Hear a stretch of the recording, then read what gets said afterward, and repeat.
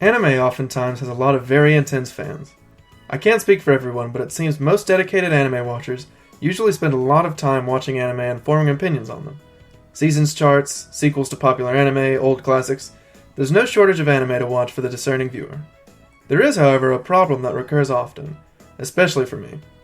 There's no doubt that, despite the love I might have for the medium, I sometimes find myself burned out and don't watch any of the new anime being released.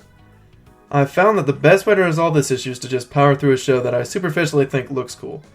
So shortly succeeding a superfluous selection, I decided to describe the quality of the 2015 anime Rokka Braves of the Six Flowers. The first thing I'd like to mention is the characters.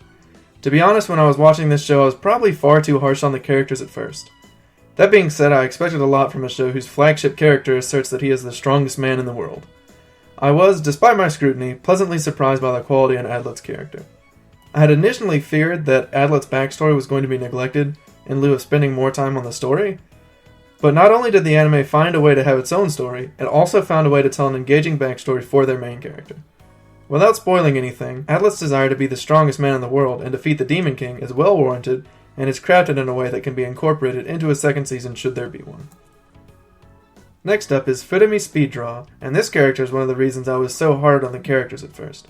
At first and probably second glance, this character seems like your usual Kudere archetype. Despite her rocky beginning, I still consider her to be one of the better characters of the show, despite the fact that she kind of transitions into another archetype. But with the situation her character was in, her transition kind of makes sense. The only way that her character could be crippled is by a follow-up season that doesn't improve her character. Also, now that we've moved past Adlet, I can share my theories with the anime as I was watching it, regarding the characters and who the traitor might have been. As I will mention later, this anime is a mystery, and as a result I have some opinions on Furumi as the mystery progressed. I will have more to say on the other characters, but suffice it to say that I never really thought that Furumi was the bad guy. I thought for the entire anime that they wouldn't have put so much focus on her being a potential bad guy, just to revisit the idea to make her a double bad guy. So past the initial arc, I didn't really suspect her. Next up is Hans Humpty, the character who I have to say I pushed my rating as far as it could go in terms of coolness, while not giving him too much credit. Once again, however, things started out rather rocky for Hans since his character was predicated on the fact that he is an assassin. Everything about him as a character is completely reliant on the fact that he has a mysterious dark past. The part that helped recover him was how intelligent he was and his straight-up awesomeness. Nearly every situation he's in, he reasons his way through every action, so much so that Adlet refers to him as a genius. While genius is a bit of a strong word, I still think that his character heavily influenced the story with his strong reasoning, while not fully trusting any of them until the resolution of the mystery. And let's be honest, he probably still doesn't trust any of them anyways. As far as Hans goes in the mystery, I didn't think he would be the traitor simply because of how much of a help he was in trying to reason out who the traitor was. That being said, I kept him in the back of my mind simply because the best way to lie is with straight up unadulterated confidence. Regardless of whether he ends up as the traitor, the refreshing part of these characters is that they never stop affecting the story. For most of them, at least. Next up is Princess Nashitanya, and am I the only one who was sort of annoyed by this character? Her motivations are never really made clear, but it can be assumed that she leaves her previous life in an effort to get away from the servants and pomp and circumstance. But despite this, she always seems to be relying on someone even though she's the Saint of Swords. Whether it's Goldov, Adlet, or all of them at the same time, she's always protected. She also manages to contribute as little to this mystery as possible, since she is the one who emulates the audience's emotions and experience. So half the time things are progressing, she pops in just to say, "I can't believe it." I also didn't like how she goes full yandere later and starts to create her own complications within the story. All that being said, when her motivations are fully revealed, her character makes a lot more sense. As I mentioned earlier, Nashitanya doesn't contribute much to the story since she just defends who she's friends with, albeit poorly, and is shocked when the time to be shocked arrived. Since we've been talking about Nashitanya, it only makes sense that the next character to mention is Goldov, the princess's bodyguard. This section of the review will be short, since the character single-handedly represents the issue I had with the characters at the beginning of the anime. Goldov is a bodyguard, that's all you need to know. His entire character revolves around his chivalric attitude towards Nashitanya. Even when he breaks from his heroic loyalty, it literally has no impact without the fact that he's supposed to listen to Nashitanya. The only development they could offer for this character in later seasons would be based on his loyalty as well. A very blasé character who, in similar form to his master, very minimally affects the story. I didn't ever give up on him, however. I thought that his disappearance at the beginning of the anime shouldn't be neglected, and I felt that if he was the traitor, he would supply Nashitanya with some nice character development towards the end. The next character was annoying to me, but not as much as Nashitanya. Chamo Rosso, the resident Lala, is a walking, superpowered nuke whose only loyalty in the group is to Mora Chester, the Saint of the Mountains. neither of which get much character development. What you get at the beginning is what you get at the end with these two. But these were the two characters that I suspected the most. Chamo's constant suspicion towards everyone makes me think that he could be the traitor, and his nonsensical mannerisms seem like just a thing that would be overlooked in a mystery story. Mara has some questionable actions as the show progresses, but it was offset by just enough actions uncharacteristic of a bad guy that I was never sure of Mara's innocence or guilt. Our last character is this cowgirl, which just begs the question, why? So much seriousness by the anime standards at least, and then they hit you with this livestock lady bullshit.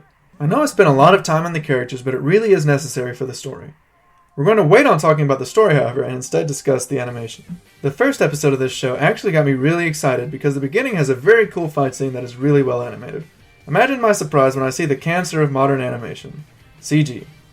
I'm not going to act like all CG is bad, but outside of anime movies, CG and anime generally do not mix well in my opinion.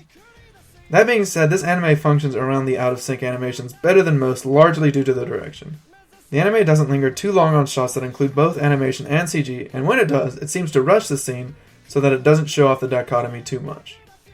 Also, it will sometimes computer generate things in the background in shots that the CG fiends are in so that the shot meshes together better. All this being said, the CG isn't all that prevalent as the fighting with the fiends tapers off rather quickly, but the rest of the show just seems to suffer slightly. I can't really describe to you the problems there were without you actually having seen the show, but trust me when I say that things are either brilliant or slightly below par. The opening fight scene, Futomi's introduction, Hans's fight scene, they're all animated well, but that doesn't make me forget the janky horse animations. Obviously there's more to it than that, but it's really something you just have to see.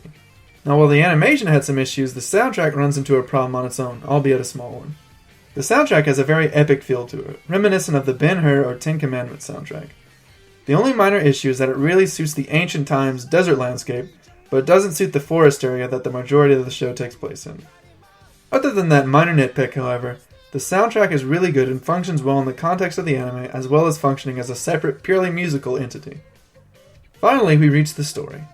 The first thing that people should realize going into this anime is that this is a mystery. It's not an action or fantasy adventure that comes second. The majority of your enjoyment is going to come from trying to solve the mystery of who the seventh brave is. The nicer part of this mystery is that all the information you require is shown in a blatant or subtle manner. Regardless of the presentation, however, it is all there. Granted, to solve every single part of the mystery, you'd have to pretty much be a genius, but the option is there, and I figured out a good portion of it, so it must not be too vague. The only real gripe I have with the story is that it seems a bit slow at times. Since this anime is a mystery, it can be assumed that, for a large portion of the show, there will be heavy dialogue and lots of intrigue. The show maintains this intrigue, but it can occasionally feel like they're arguing just for the sake of arguing. To counteract the slowness, however, they pace the discoveries in a smart fashion by having the main character make assumptions via the process of elimination, meaning that he goes through characters one by one. This gives the impression that we are moving along in the story without giving it all away and ending with nothing. Speaking of endings, the ending of this anime is by far the weakest point of the story. I would say I don't know why they would end it on such a cliffhanger, but I do know why. It opens the door for a second season. That being said, a second season would actually be something I would look forward to, but I can't see that happening since there is only 5 light novels out at the time of this review. Now that all the explanations are out of the way, it's time to get to the good stuff. As far as my personal enjoyment rating goes, I'd give it a 7.5 out of 10. I love a good mystery, and I especially love one that's challenging but doesn't withhold parts of the mystery. For the final rating, however, Bromandy has given Rokka Braves of the Six Flowers a 6.75 out of 10. While I greatly enjoyed some characters, they were brought down by the other characters that were just cardboard cutouts. Similarly, I thought the story was well done, but that was brought down by the subpar animation. Anyway, thanks for watching. If you enjoyed this video, please check out our other reviews as well as our podcasts, Top 10 Lists, and Character Study Classroom. Until next time, however, this has been Marcus Sensory from Bromandy. Bye me! Bye you! Bye us!